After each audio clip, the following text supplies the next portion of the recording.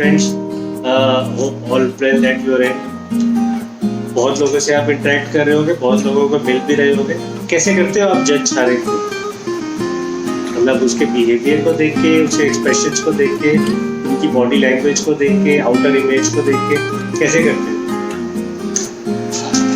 तो करते हैं थोड़ी सी आज इसी में बात. तो welcome back to journey with Arun Mahajan. So आज एक बहुत ही खूबसूरत सा वर्ड है जिसे बोला जाता है एम्पैथी. अब क्या है ये empathy? Empathy is to imagine how another person is feeling and उस फीलिंग को कैसे हम समझ सकते हैं, टू अंडरस्टैंड कि उसका कैसा मूड है या वो किस दौर से गुजर रहा है. सो उसे मैं बोलूँगा एम्पैथी. बहुत ही जनरल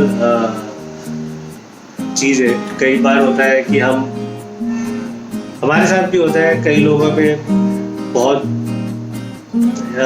कुछ भी बोलते हैं या कुछ भी बोल के चले जाएंगे. फॉर एग्जाम्पल हम कोई जॉब कर रहे हैं या हम काम कर रहे हैं और उस काम में कहीं ना कहीं अगर मैं कुछ नहीं कर पाया ठीक से या कुछ, तो जिसके लिए भी मैं काम कर रहा हूँ या मेरा कोई बॉस है या कुछ भी है, तो वो मेरे को कुछ ना कुछ सुना देगा उल्टा सीधा, विदाउट नोइंग कि मैं वो चीज़ क्यों नहीं कर पाया या क्या चीज़ थी जो मेरे अंदर कि जिसकी वजह से मैं वो मतलब क्यों नहीं मैं वो कर पा रहा. या कई बार हम लोगों के घर जाते हैं, किसी के घर डेथ हो गई तो we used to go at their place, तो हम अपनी सिंपैथी, जिसको बोलूँगा मैं सिंपैथी, हम वहाँ पे उस कर देते हैं उनको क्या सब ठीक रखना, सब ध्यान रखना. बट हम वो जो दर्द है वो इमेजिन अगर हम करें कि वो किस दौर से वो गुजर रहा है, अगर वो हम एक एहसास हम अंडरस्टैंड कर पाए तो शायद हम उनको अच्छे से मतलब हम उनको अच्छे से समझ पाए. तो उस समझ को एम्पैथी कहते हैं. तो जनरली क्या है कि हम क्या देखते हैं लोगों का, वही उसका आउटसाइड इमेज हम देख के एक अपना जनरल व्यू दे देते हैं. बट हम कभी ये नहीं देखते हैं उस बंदे ने उसका पास्ट में क्या रहा होगा, कोई उसकी फीलिंग उस समय क्या रही होगी, कि किसी पेन से नहीं वो जा रहा हो, क्या उसके थॉट्स है, क्या रिग्रेट्स है, क्या स्ट्रगल है, किसी ट्रॉमा से नहीं वो जा रहा है. वो देखे बिना, वो एक समझे बिना अगर मैं किसी को एक किसी के लिए भी अपनी एक ओपिनियन दे रहा हूँ तो मैं गलत हूँ. चाहे ये कहीं पे भी, चाहे आपकी फैमिली में, चाहे आप के बिजनेस में हो, चाहे आपके जॉब में हो. मेरे अगर कोई जूनियर्स है वो नहीं काम कर पा रहे और मैं एक परसेप्शन बना देता हूँ कि यार ये तो काम ही नहीं कर रहे, तो क्या मैंने ये सोचने की कोशिश की कि भाई वो क्यों नहीं कर पा रहा है, कहीं उसको कोई फैमिली प्रेशर तो नहीं है, कुछ किसी को कोई ऐसा दौर से तो नहीं वो गुजर रहा कि जिसमें उसको किसी की हेल्प चाहिए.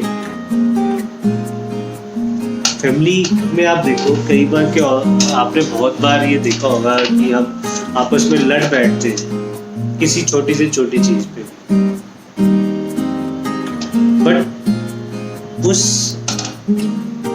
चीज का रीजन, वो फ्रस्ट्रेशन क्यों आई इंसान के अंदर लड़ने के लिए, वो जानना जरूरी है.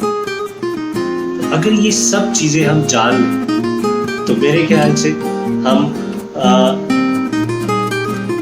अपने आप को भी एक बेहतर व्यक्ति, एक बेहतर इंसान बना सकते हैं.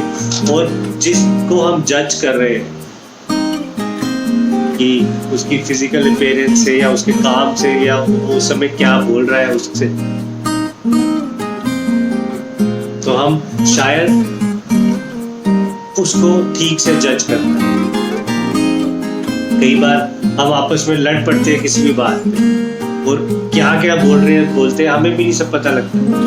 बट अगर दूसरा इंसान उस चीज को समझे कि नहीं ये अभी बोल रहा है, लेट 5-10 मिनट के बाद मैं इसके साथ बैठ के समझूंगा, इसे पूछूंगा कि वो क्यों बोल रहा है, ऐसा क्या हो गया, क्या चीज, तो आई थिंक बहुत सारे रिलेशंस बच सकते हैं।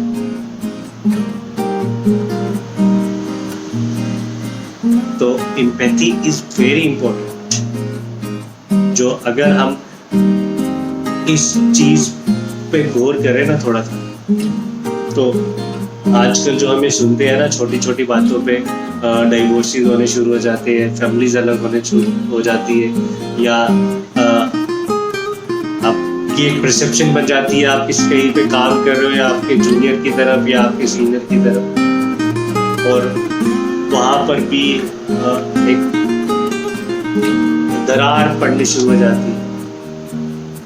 तो वो सब चीजें अगर हम एम्पैथी से काम करें, अगर हम वो चीज समझने की कोशिश करें कि व्हाट इज द रीजन, तो आई थिंक बहुत सारी चीजें संभल सकती हैं। सो आई बिलीव कि आप सब लोग मेरी इस बात को समझेंगे, और कहीं पर भी, चाहे आपके रिलेशन में, चाहे आपकी फैमिली में, चाहे आपकी कहीं पर भी कुछ भी ऐसी चीज या ऐसी चीजें कट रही होगी या कुछ ऐसा होगा, तो जरूर आप सिर्फ उस मोमेंट को नहीं देखो, आप उसके पीछे जो चीजें हैं उसको ढूंढने की कोशिश करो।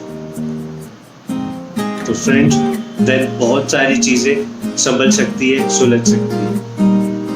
So with this, I am signing off. Take care.